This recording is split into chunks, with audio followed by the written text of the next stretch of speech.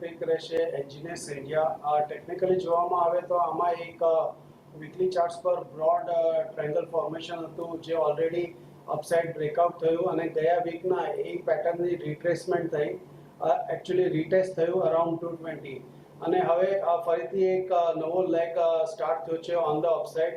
તો હું રિકમેન્ડ કરું છું for a medium term perspective buying engineers India around 251, stop loss રહેશે અરાઉન્ડ 220 અને ફર્સ્ટ ટાર્ગેટ 300 અને ત્યારબાદ 330। સેકન્ડ પિક મારો રહેશે ઓરો ફાર્મા। ટેકનિકલી જોઈએ તો લાસ્ટ 2 વીકમાં સારું એવું આમાં કન્સોલિડેશન થયું હતું સાઇડવેઝ વિધિન 1480 અને 1400ની રેન્જમાં અને ગયા ફ્રાઇડેના એક સ્ટ્રોંગ ક્લોઝિંગ આવ્યું અબાવ 1480। તો રિકમેન્ડ કરું છું buying Auro pharma with a stop loss of 1420 અને ફર્સ્ટ ટાર્ગેટ રહેશે અરાઉન્ડ 1550 જે એનો ઓલ ટાઈમ હાઈ છે અને ત્યારબાદ 1600। એટલે જો અહીંયાથી ખાસ કરીને ધ્યાન તમારે રાખવાનું છે EILની ઉપર એન્જિનિયર્સ ઇન્ડિયા લિમિટેડ। અહીંયા એક ખરીદારીની સલાહ બનતી દેખાઈ રહી છે। 251નો સ્ટોપ લોસ તમે ખાસ કરીને રાખજો। 300 અને 330ના લક્ષ્યાંક તમને અહીંયાથી આવતા જોવા મળી શકે છે એટલે એના પર એક ફોકસ ખાસ કરીને રાખીશું। અને બીજો કોલ છે ઓરોબિંદો ફાર્મા પર, જ્યાં પણ તમને ખરીદારીની સલાહ બનતી દેખાઈ રહી છે। પોઝિટિવમાં ત્યાં પણ બની રહ્યો છે।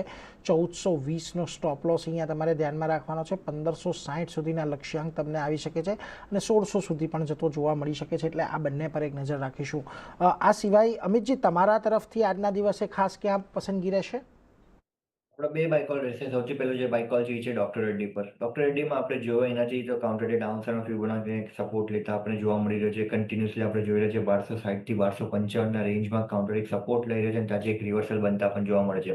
અત્યારે કાઉન્ટર આપણે જોઈએ 200 DMA સપોર્ટ પર ચાલતા પણ જોવા મળે છે। સાથે જ આપણે વીકલી અને મંથલી સપોર્ટ બેનો સપોર્ટને એનાથી રિસ્પેક્ટ કરતા પણ જોવા મળી રહ્યો છે। સો મને લાગે છે સેટઅપ પોઝિટિવ છે અને જે રિવર્સલ આપણા કાઉન્ટરમાં જોવા મળી શકે છે। અપસાઇડમાં એક જોશું આપણે તો 1285 નો એક રેઝિસ્ટન્સ બની રહ્યો છે। 1285 ઉપર જેમાં કાઉન્ટર નીકળી જાય છે તો મને લાગે છે 1320-25ના લેવલ સુધી આ કાઉન્ટરમાં એક સારું મોમેન્ટમ ગેઇન થતા પણ જોવા મળશે। સો લોંગની પોઝિશન ક્રિએટ કરવાની સલાહ રહેશે।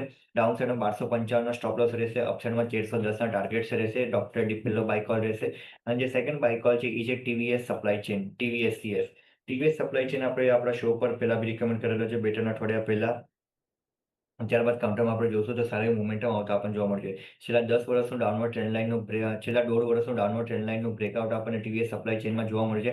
લાસ્ટ વીકના સેશનમાં આપણે જોશું તો કન્સોલિડેશન બ્રેકઆઉટ પાછું આપણને કાઉન્ટરમાં જોવા મળ્યું છે। સો મને લાગે છે એનાથી કાઉન્ટરમાં સ્ટ્રેન્થ છે અપસાઇડમાં 160-170ના રેન્જ સુધી જવા માટે। અપસાઇડમાં 146 એક મેજર એનાથી રેઝિસ્ટન્સ પ્લે કરતા આપણને જોવા મળે છે। 146ના ઉપર જેમાં કાઉન્ટર નીકળી જાય છે તો 160-165 આ કાઉન્ટરમાં એક સારું મોમેન્ટમ ગેઇન કરતા પણ ત્યારબાદ જોવા મળશે। સો લોંગની પોઝિશન ક્રિએટ કરવાની સલાહ રહેશે। એનાથી ગેપનો સપોર્ટ એનાથી આપણો સ્ટોપ લોસ બનશે જે છે 133નો। 133નો સ્ટોપ લોસ રહેશે। અપસાઇડમાં 155-160ના ટાર્ગેટ્સ રહેશે। એટલે જો અહીંયાથી ખાસ કરીને બે જગ્યાએ પસંદગી, એક તો ડોક્ટર રેડ્ડીઝ ધ્યાન રાખજો। નોમુરાનો પણ રિપોર્ટ આવ્યો છે એવો પણ અહીંયાથી બાય રેટિંગ જ આપી રહ્યા છે।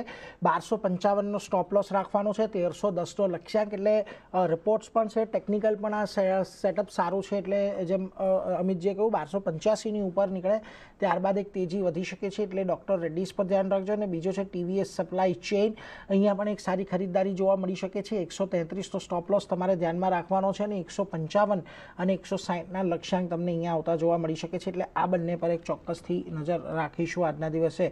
પરંતુ આ